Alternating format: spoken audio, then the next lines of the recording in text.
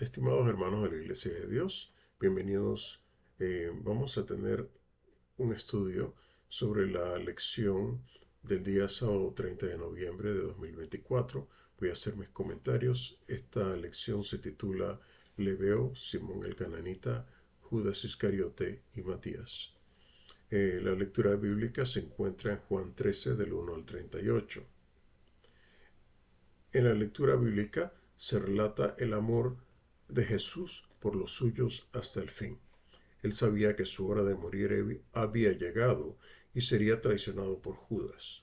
Este drama es relatado en la lectura bíblica. Allí, en la lectura bíblica, Jesús habla a sus discípulos sobre el amarse unos a otros como Él mismo les amó, siendo esto un verdadero distintivo de un genuino discípulo de Cristo. La lectura también habla sobre la negación de Pedro y cómo Jesús predice su vuelta a Cristo, su arrepentimiento genuino y su perdón. Sobre Judas Iscariote, Jesús dijo que él no estaba limpio, es decir, no había nacido de nuevo y sus pecados no fueron perdonados. De hecho, la escogencia de Judas como su apóstol llevaría a que se cumpliese la escritura sobre la traición de Judas a su maestro. Judas estaba facultado para ejecutar la traición por el mismo adversario, el cual entró en él. Muy bien, vamos ahora a trasladarnos al texto áureo. El texto áureo se encuentra en Juan 13 del 34 al 35 y lee de la siguiente manera. Un mandamiento nuevo os doy, que os améis unos a otros como os he amado, que también os améis los unos a los otros. En esto conocerán todos que sois mis discípulos, si tuviereis amor los unos con los otros. El, el texto áureo nos invita a amarnos unos a los otros como Cristo nos amó. Cristo nos amó con un amor verdadero y de acuerdo a la definición del amor bíblico enseñado por Dios Padre. Un amor de sacrificio, fraternal y de santidad. Este tipo de amor refleja que amamos a nuestro prójimo porque amamos al Padre que nos instruye en lo que es el verdadero amor a Dios y al prójimo. Este amor nos hace diferentes al mundo y refleja que verdaderamente somos discípulos de Cristo, al ser obedientes a su mandato y enseñanza que procede de Dios Padre.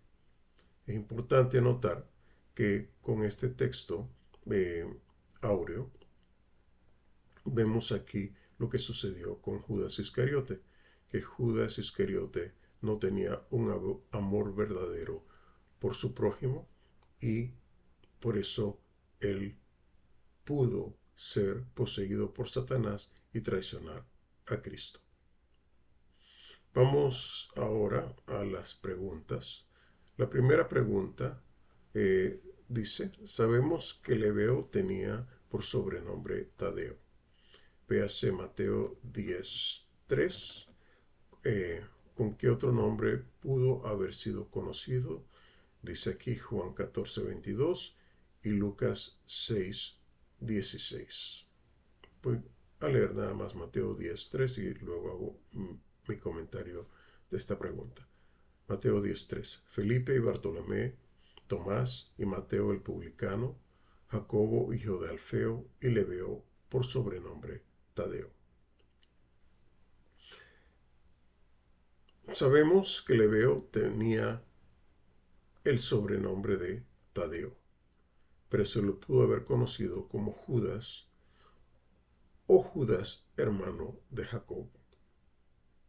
Judas era un nombre popular en los tiempos del Nuevo Testamento. Ese nombre significa Jehová guía. Judas era probablemente el nombre de pila de él, dado a Tadeo al nacer, mientras que Leveo y Tadeo eran apodos. Podemos también decir que Leveo se puede traducir como hijo del corazón y Tadeo significa hijo del pecho. Estos son mis comentarios sobre esta pregunta. Vamos a la siguiente pregunta. ¿Con qué otro nombre se le conocía a Simón el cananita? Mateo 10, Lucas 6, 15. Mi respuesta es: a Simón el cananita se le conocía también con el nombre de Simón, el que se llama celador. Simón era un celote y se menciona 4 veces en el Nuevo Testamento. Simón el cananita, el término cananita aquí es político, no una referencia a un lugar de origen específico. Cuando Jesús lo llamó, él era miembro del movimiento político de los celotes. Fue útil mantener el apodo de celote porque simplemente había una forma de distinguirlo del otro Simón, Simón Pedro, que estaba en el grupo de Jesús. La nota de la lección para esta pregunta dice: al parecer Simón había pertenecido al grupo político radical conocido como los celotes.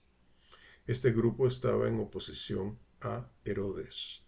Por lo tanto, se le llama celador o celotes.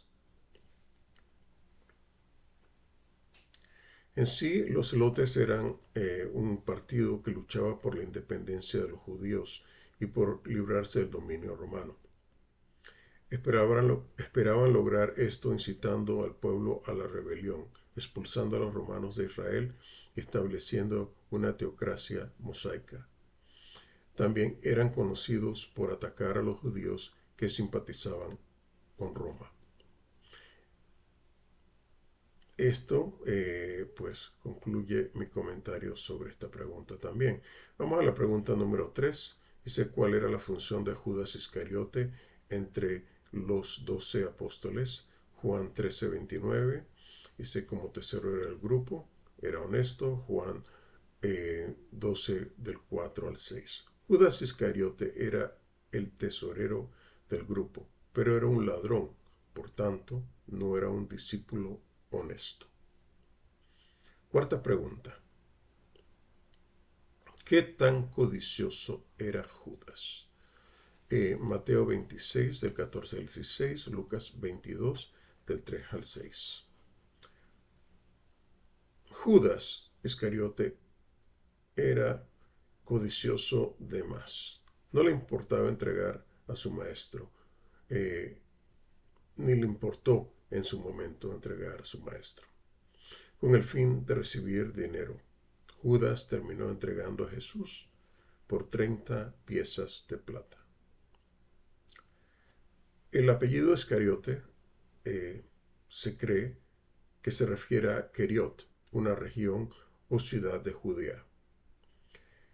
El apellido Iscariote es útil fundamentalmente porque no deja ninguna duda acerca de cuál Judas es al que se refiere en la lectura de la palabra del Señor cuando hablamos de Judas, el que traicionó a nuestro Señor Jesús.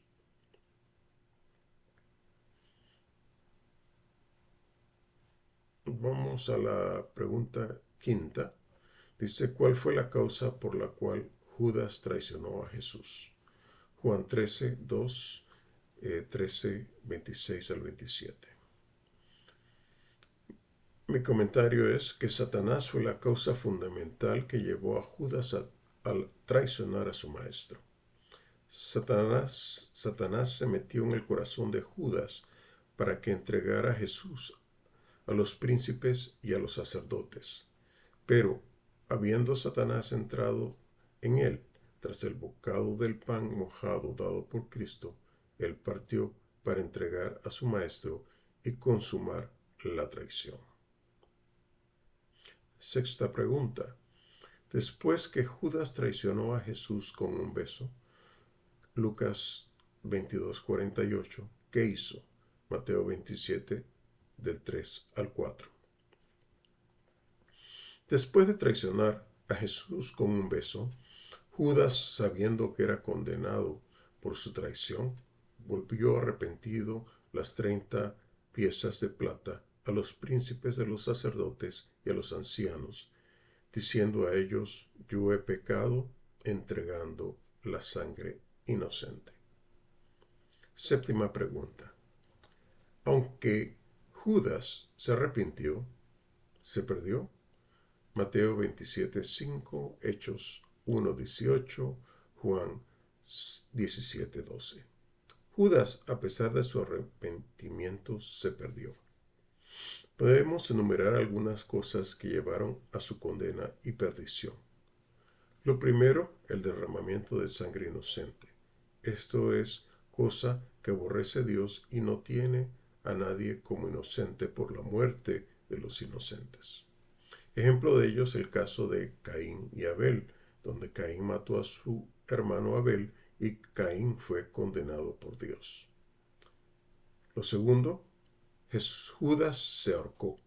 En el Antiguo Testamento, la horca se usaba para justiciar a una persona culpable, y vemos en el libro de Deuteronomio que alguien ahorcado era maldito de Dios, porque la maldición de Dios es el colgado. Pueden ir a Deuteronomio 21, 22 al 23. Todo el que cae bajo la maldición de la ley de Dios recibe la muerte por maldición. En el caso de Judas, él recibirá la muerte eterna. Por último, lo que realmente tuvo Judas, hoy lo conocemos como remordimiento. Y él no tuvo un arrepentimiento genuino, sino el remordimiento. Y el remordimiento no es igual al arrepentimiento, porque el arrepentimiento conduce a reparar el daño o pedir perdón. Pero Judas salió y fue y se ahorcó sin pedir perdón o reparar la falta. Por eso sabemos que Judas se perdió. Algunas lecturas que pueden tener ustedes adicionales con referencia a este tema es Salmos 106, 38, Proverbios 6, del 16 al 17 y Deuteronomio 21, del 22 al 23. Octava pregunta. ¿Cuáles eran algunas profecías relativas a Judas? Hechos 1, 16 y 20, Salmos 69, 25, Salmos 109, 8, Salmos 41, 9 y Zacarías 13, del 12 al 13. En la primera referencia que se nos lleva aquí es Hechos 1, del 16 al 20. Pero antes de ir allá y hacerme comentarios sobre ello, dice en el libro de los Salmos encontramos varias profecías escritas por el rey David, inspirado por el Espíritu Santo. También en el libro de Zacarías. Entonces, en Hechos 1, del 16 al 20, Pedro nos aclara qué significa la profecía de Salmos 69, 25, la cual está incluida dentro de nuestras referencias para resolver la pregunta.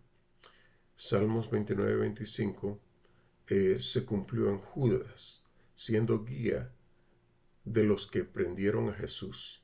Relata su condición de apóstol, su muerte dramática al ahorcarse. Esto es porque está referido en Hechos 1, del 1 al 20. La adquisición de un campo donde se ahorcó y que fue comprado con el dinero de su traición, y también de la notoriedad de su muerte en Jerusalén. Finalmente nos habla de su sustitución como apóstol de Jesús. Entonces, estas dos referencias están compaginadas una con la otra. Hechos 1 del 16 al 20 y Salmos 69-25. El Salmo 109.8 habla específicamente de la sustitución de Judas en su oficio de apóstol de Jesús, la cual fue predicha. Y Salmos 41.9 nos dice que fue un hombre de confianza de Jesús, a pesar de esto lo traicionó por tener la codicia del dinero como defecto de carácter. Finalmente en Zacarías 11 del 12 al 13, Zacarías predice la traición de Jesús por Judas por el precio de 30 piezas de plata. Vamos a la última pregunta. La última pregunta dice, ¿quién sustituyó a Judas como uno de los 12? Hechos 1 del 23 al 26. El comentario es el siguiente. Judas fue sustituido por Matías, el cual tomó su oficio de apóstol y su ministerio con los otros 11 apóstoles. Matías fue escogido por suerte. En este caso, la suerte fue echada entre José, llamado Barsabás, que tenía por sobrenombre Justo, y Matías. Hermanos, estos son mis comentarios para esta lección que se va a impartir el día 30 de noviembre de 2024 y ya sería la última lección del mes de noviembre. Espero que todos pues tengan un feliz sábado el día 30.